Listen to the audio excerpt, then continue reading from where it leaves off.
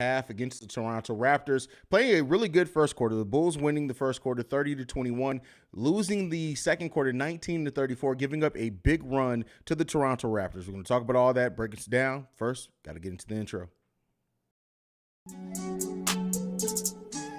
You are now tuned in to Chicago Bulls Central, your number one place for all Chicago Bulls news and content.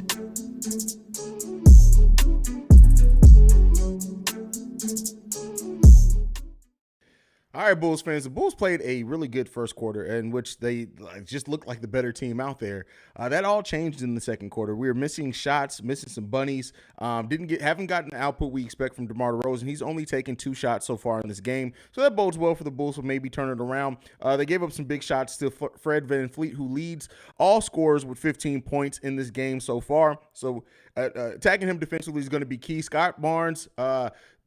Patrick Williams is playing pretty good defense on Barnes. 4 for 11 is Barnes for 11 points. So 11 shots to get 11 points. That's really good defense. On the other side, Patrick Williams is 3 for 10 from the field. The fact that he's taking 10 shots in the first half says a lot about him being a little bit more aggressive. He's hit 3 of them, all threes that he's hit so far. He has 2 rebounds, 1 assist, 1 block so far in his time out there. Ayo Dosunmu was also 1 for 3 from the field, and Alex Caruso was 1 for 5. We've just not been shooting the ball too well as a team. Right now, 42% shooting overall from the field, 40% from three-point range are the Chicago Bulls, and we just basically need to execute better on defense. We need to rotate out better on out on the three-point ball, but also we need better scoring from our starters. Now, the bench is coming in. They're doing their things. 19 points from the bench so far in the first half, 8 from Javonte, 2 for Derrick Jones Jr., 7 from Goran Dragic, and Dalen Terry in this game, 5 minutes played, 2 points. He's 1 for 1. He actually has a plus-minus of +5 out there. Not a lot of sample size, but it is good to see them getting the rook out there in a time where we do need him. Again, getting him out there early, letting him play, letting him work through things. Outside of that, I'll say this. All is not lost. It's been some very, very frustrating things from this team overall in this first half. But I would say this. They've shown enough. If they can execute pretty well, it is what it is. It is what it is. I don't know what you mean by this. I don't know if it's good or bad. P. Will's been playing good out there, though. He hasn't shot the ball all that well, but his defense on Barnes, especially point of attack defense, forcing Barnes to Barnes hit a really difficult shot. But outside of that, everything Barnes has had to get has been tough, and he's been in his face. So P. Will's playing pretty good in this one for me. Not shooting the ball well at all, but the team isn't shooting the ball well in any stretch of the imagination. More ball movement. Yes, we've seen it. When the Bulls are moving the ball, they get easy buckets. It's just that simple. It's just that simple. Billy, why the fuck you take out Dalen Terry? He's much like he did with Patrick Williams. He's building Dalen Terry's confidence up. That means that he's not going to leave him out there too long for him to mess up. So it builds that confidence. He's going to bring him back out in there for sure. I love P. Will's aggressiveness on both ends for sure.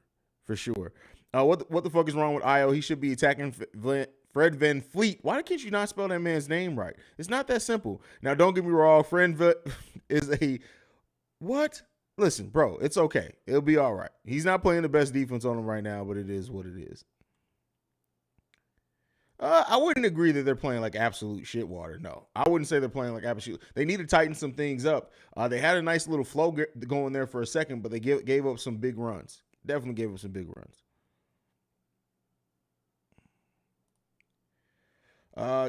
King Kofu says, "What up, Haize? Did the Bulls travel light for this game? I see a few people. Oh, well, no, injuries. Zach's out. Drummond's out. Kobe's out. Derrick Jones Jr. was questionable, but he ended up playing. So yeah, no, it just is what it is." Slash and splash. Again, this is more about this team saw what it meant to this team not having health at the end of last season. Sorry, and I know it's frustrating, but especially while we had this many back-to-backs. Now, we don't have any back-to-backs again until almost the middle of December, so you're going to see Zach a little bit more. But no, they're going to – that $215 million investment, they're going to protect that as much as possible to make sure that they have the best look at this team in the playoffs this season. So this is a great point as well. Having Zach tomorrow ain't going to allow them to double DeMar and Vooch like this. Yeah, but this is why, with some better shooting in the second half, if Ayo, P. Will shoot better, I think we'll do better overall. And Caruso's shooting is terrible this season overall. Terrible this season.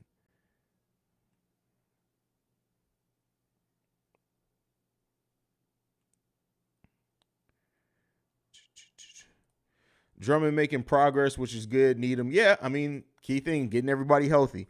I see how Toronto destroyed San Antonio by 40 points. Their length is crazy. Like, literally. It's wild how and again, they don't have the greatest height, right? There's a lot of 6'8", 6'7", 6'9" guys on Toronto, but all those guys have like 7 foot, 7'1", 7'2" wingspans. It's bananas. It's bananas.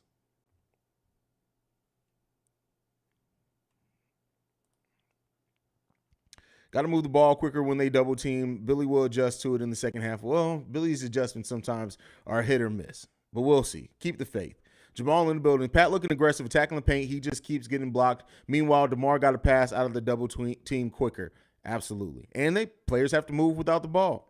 They have to move without the ball. Still lacking muscle. Rebounding on both ends is hurting the Bulls. Bradley worth the look. No, he's not, because Tony Bradley's absolute trash. There's been nothing in what we've seen from Tony Bradley. And keep in mind, the Bulls are only losing the rebounding battle by 1. Let's be clear here, by 1. And we have only 1 less blocks than the Toronto Raptors. Let's not overstate what it is. His rebounding is not as bad as you're making it out to be. Pat is looking good at least. Yeah, he just has to hit the shots. But I will say, Patrick Williams taking 10 shots in the first half means his confidence not been shaken from missing that open 3 at the end of the game, which is good.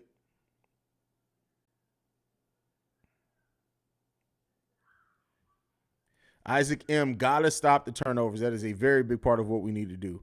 Is definitely stop at it. Yeah, all Toronto players are good defenders and good at 3 points. That's where the NBA is going, and they're all switchable. Like, literally, Toronto can switch almost every position out there. And if you can do that, and then you can guard those positions effectively, because, I mean, technically anybody can switch at any time, but when you can stay and guard those positions effectively on the switch, that's dangerous for any team, because you can throw so many different looks at teams. So many different looks. We need Tony Bradley. If I tell you what, if our needs came down to Tony Bradley, we've already lost the battle. The battle's already lost. I'll get you that right now. Exactly. P will getting his shit slapped, and he's still looking for a shot. Yes, has not shied away from it. That's what we need. We need that from him, especially in a game where we don't have Zach. We just need him to hit the shots at better frequency. This is a winnable game. They got to lose the Butterfingers, move without the ball, and rotate better on defense. Absolutely.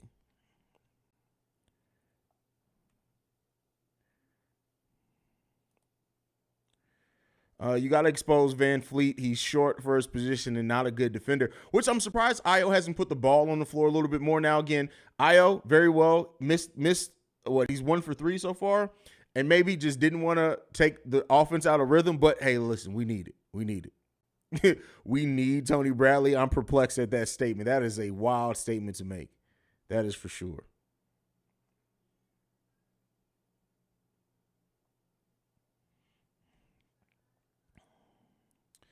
Io had wide open shots, and he keep passing them up. We need Lonzo back. Well, no, listen. We want Lonzo back for sure, but he's not coming through that door anytime soon. Io's going to have to flash that offensive that offensive aggressiveness he flashed early in the season. He needs to get it back.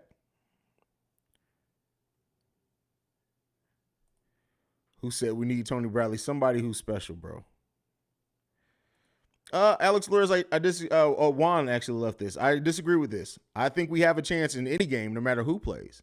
If you're already saying we have no chance against these teams, then it's over with already. It doesn't matter when he sits. We have a chance against anybody when this team is fully healthy. Anybody, including the Toronto Raptors. And because we have a chance against them without Zach LaVine, that's where you sit Zach, especially when we play a back-to-back and it's our last back-to-back for a month. We don't have another back-to-back to December 10th. That's over 30 days with no back-to-backs. You get Zach LaVine this last bit of rest when you can.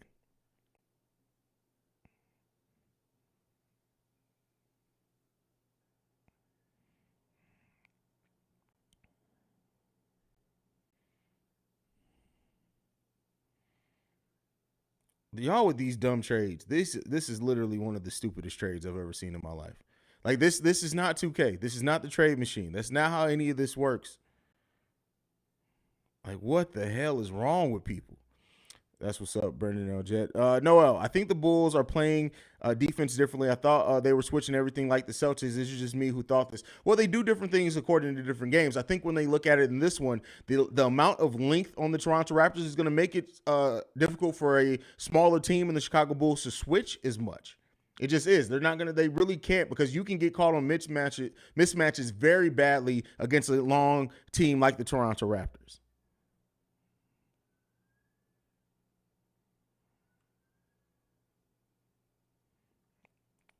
Throw that whole trade comment in the trash, bro. That shit is wild, bro. I love AC, but sometimes he can really be a liability on offense. He just does so much on other parts of the game, but in the half court, it gets rough. Agreed. That's why, like, when we saw Caruso being his most dangerous is when the Bulls play in transition, when they get the easy turnovers, when they get rebounds, and they get out on the break. That's why not having Drummond out there with that bench unit makes such a big difference, because when you're able to get those rebounds, and he's a good outlet passer as well, you get out on the fast break. Caruso is dangerous in transition, but half court setup shots, he's not the best. He just isn't. He hasn't been the best shooter over the course of his career. He hasn't been a volume shooter over the course of his career either. He really, at the most, averages like 5 shots a game. So you kind of got to watch out for that, right? You don't want to. That's why even starting him, and I said this in the pregame, when you start Alex Caruso at shooting guard with Zach out, at that point you're trying to make it a defensive game. You have to try to make it a defensive game, because you need to try to get out in transition to better utilize him and his passing. But when you try to make him this replacement for Zach and being in the half court, coming off screens and shooting shots, you're always going to have a mixed bag there. Always going to have a mixed bag.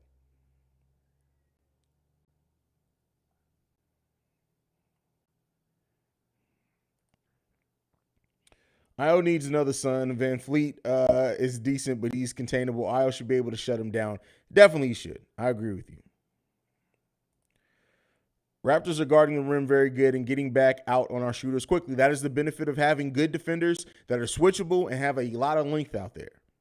So, and the big homie, we don't know, right? It's really just a comfort thing. That's the only thing that's keeping Drummond out. They did an MRI, it came back clean. So it's really just when he's not feeling any soreness, because they don't want to run the risk of hurting anything else. They're playing everything safe when it comes to injuries this season. Everything.